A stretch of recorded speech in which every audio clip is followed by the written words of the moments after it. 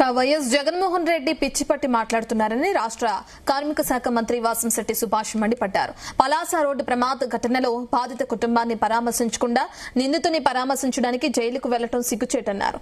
Jaganmohan Reddy psycho చర్యలకు జనమే తగిన బుద్ధి చెప్పారని ఆరోపించారు. పలాస ఘటన రోడ్డు ప్రమాదం కాదని జగన్మోహన్ రెడ్డి ఒప్పుకున్నారని అంటున్న మంత్రితో మా ప్రతినిధి చంద్రశేఖర్ ఫేస్ టు ఫేస్. నిన్న శ్రీకాకుళంలో మాజీ ముఖ్యమంత్రి వైఎస్ జగన్మోహన్ రెడ్డి పర్యటన సందర్భంగా మహిళా ఎస్ఐపై వైసీపీ నాయకులు అనుచితంగా వ్యవహరించారంటూ మంత్రి వాసంశెట్టి సుభాష్ అయితే మండిపడుతున్నటువంటి పరిస్థితి అయితే ఉంది. ప్రస్తుతం మనతో పాటు ఆయన ఉన్నారు.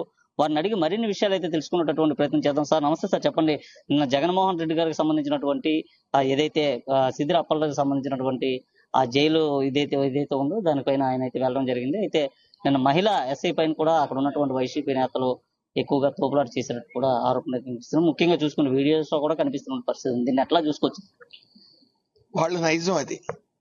మేము ఎలాగే ఉంటాం అంటే మీరు గమనించారో లేదో, వాళ్ళు ప్రతిపక్షమే ప్రతిపక్ష హోదా కూలిపోయిన తర్వాత వాళ్ళ వైఖరి ఎలా ఉందనేది క్లియర్ గా తెలుస్తా ఉంది. వాళ్ళు ఎక్కడ జగన్మోహన్ రెడ్డి మీటింగ్ పెట్టినా లేకపోతే ప్రెస్ మీట్ పెట్టినా గత 5 ఏళ్లు ఏం చేసామనేది చెప్పుకోవట్లా. పోనీ భవిష్యత్తులో మేము వస్తే ఏం చేస్తాం అనేది కూడా చెప్పుకోవట్లే. కానీ ఒకటి మాత్రం చెప్తున్నారు కంటిన్యూస్ గా, మేము అధికారంలోకి వస్తే రపరపా నరికేస్తాం, అధికారులను బట్టలు ఉడదీసి చూస్తాం.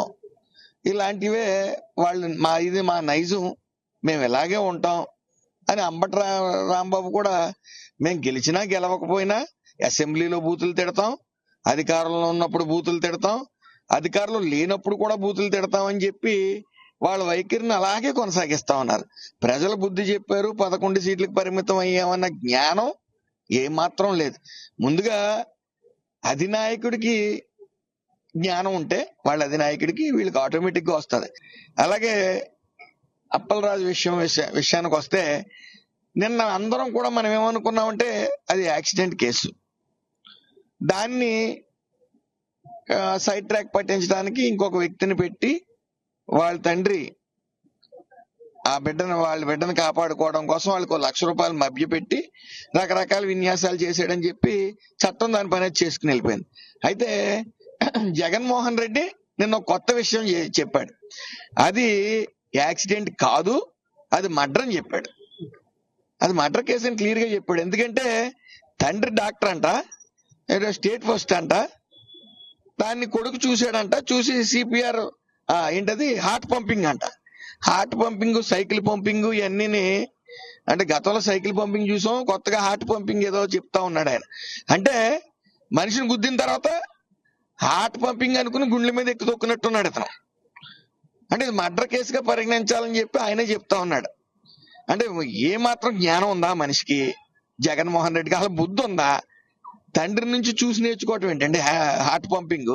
విశాఖలో జరిగినటువంటి బోటు ప్రమాద ఘటన బాధితుల్ని ఆయన పరామర్శించారు. ఫోన్ లో కూడా సంప్రదించినటువంటి మాటలు అయితే ఉన్నాయి. అయితే ముఖ్యంగా ఇక్కడ ఏదైతే పలాసలో జరిగినటువంటి ఇన్సిడెంట్ విషయంలో ఇప్పటి వరకు జగన్మోహన్ రెడ్డి బాధిత కుటుంబ సభ్యులతో మాట్లాడలేదనేసి అంటున్నారు. ఎంతవరకు అదే చిన్న చూపు, డబ్బు లేని వాళ్ళంటే చిన్న చూపు. ఆయన మహారాజు, ప్యాలెస్లో ఉంటాడు. సర్వసాధారణంగా ఆయన వ్యాపారానికి సహకరించిన ఫ్యాక్షనిజానికి సంబంధించిన వ్యక్తులు గాని, ఆయన ఏదైతే వ్యాపారం ఉందో గతంలో ఎక్కువ మన రాష్ట్రం అంతా చూసాం, గంజాయి, ఆ గంజాయి రాజ్యం వెళ్ళిందో అలాంటి వాళ్ళు ఏమైనా జైల్లో ఉంటే ఓదార్పు యాత్రలు చేస్తాడు ఆయనకి. ఎందుకంటే ఆయనకి ఆ సిస్టమ్ ఇష్టం. జైల్లో ఉండొచ్చాడు కదా సంవత్సరంన్నర, సో అలవాటు పడిపోయింది. అలాంటి ఓదార్పు యాత్రలు మూర్ఖుల్ని చేసాడు. కానీ మానవత్వం, కొద్దిగా మానవత్వం ఉంటే, అయ్యో పాపం ఆ పిల్లలకు తిండి లేక వాళ్ళ పరిస్థితి ఎలా ఉంది, ఓ నీటిలో బిస్కెట్ పెట్టుకుని తిని పరిస్థితి వాళ్ళది, ముందుగా వాళ్ళకి న్యాయం చేద్దాం. అసలు లాక్కోవడమే కానీ మనకి ఇచ్చి బాబతే మనకి ఆ లక్షణాలు లేవు కదా. లాక్కునే బాబతే గాని మనకి ఎంతసేపు ఇచ్చి గుణం లేదు. అందుకే చెప్తా ఉన్నాను, ఒకే ఒక్క మాట చెప్తా ఉన్నాను, వైఎస్ఆర్సీపీ పార్టీ ఏదైతే సింపతి బేస్ చేసుకుని వచ్చిన పార్టీ, తండ్రి చనిపోతే ఆ సింపతి నుంచి బేస్ చేసుకుని వచ్చిన పార్టీ అది. అలాగే మాయ మాటలు చెప్పి అధికారంలోకి వచ్చిన పార్టీ కాబట్టే ఆ మాయను గుర్తించారు. ఇతనికి పాలన చేత కాదని గుర్తించారు కాబట్టి 11 సీట్లకు పరిమితం అయింది. అయితే రాష్ట్రం ఏం కోల్పోయిందో గ్రహించి రాష్ట్ర ప్రజలందరూ కూడా 23 సీట్ల నుంచి ఒకసారిగా 94% స్ట్రైక్ రేట్ తో దేశంలోనే ఎవరో సాధించలేనటువంటి విజయాన్ని ఈ ఎన్డీఏ కూటమికి అందించారు. అది అందరూ గుర్తించుకోవాలి. ఇతను సింపతి బేస్ మీద ఫౌండేషన్ తో నిర్మించిన సామ్రాజ్యం ఎప్పటికీ నిలబడదని చెప్పి ప్రజలు నిర్మించారు. అయితే సేవా శ్రమతో నిర్మించిన సామ్రాజ్యం ఈ తెలుగుదేశం సామ్రాజ్యం గాని ఎన్డీఏ కూటమి గాని ఎప్పటికీ శాశ్వతం. మంత్రి గారు, చివరగా చూసుకుంటే భోగాపురం విమానాశ్రయం ప్రపంచమంతా కూడా ఈ రోజు ఉత్తరాంధ్ర వైపు చూస్తున్నటువంటి పరిస్థితి కనిపిస్తుంది. అది మా సారథ్యంలోనే నిర్మాణం జరిగిందంటే కూడా జగన్మోహన్ రెడ్డి అది అతని తెంగరతనం.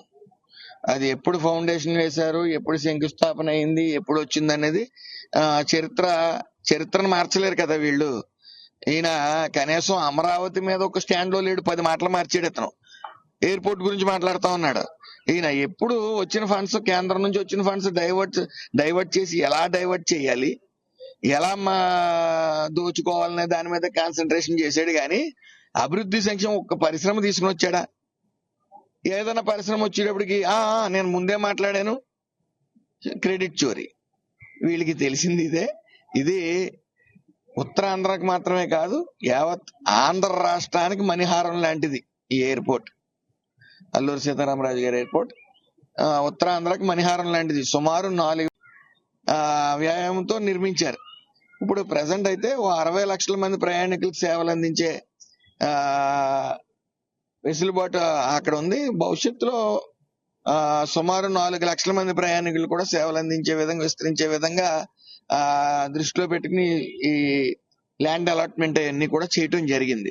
అభివృద్ధి సంక్షేమం వస్తున్న పెట్టుబడులు ఏవైతే ఉన్నాయో అవి చూసి జగన్మోహన్ రెడ్డి మానసిక వ్యాధితో బాధపడతా ఉన్నాడు. ఈ ఏదైతే పెట్టుబడులు రోజు రోజుకి 24 లక్షల కోట్ల పెట్టుబడులు వచ్చాయి, సర్వం సిద్ధం చేసాం, 20 లక్షల ఉద్యోగాలు ఇస్తా ఉన్నాం, 23 లక్షల ఉద్యోగాలు ఇవ్వడానికి సిద్ధపడ్డాం. ఇంకో 20 లక్షల ఉద్యోగాలు తీసుకుని వచ్చినా ఏ విధమైన సందేహం లేదు, మనం చూడబోతా ఉన్నాం సువర్ణ ఆంధ్ర రాష్ట్రాన్ని అతి త్వరలో చూడబోతా ఉన్నాం.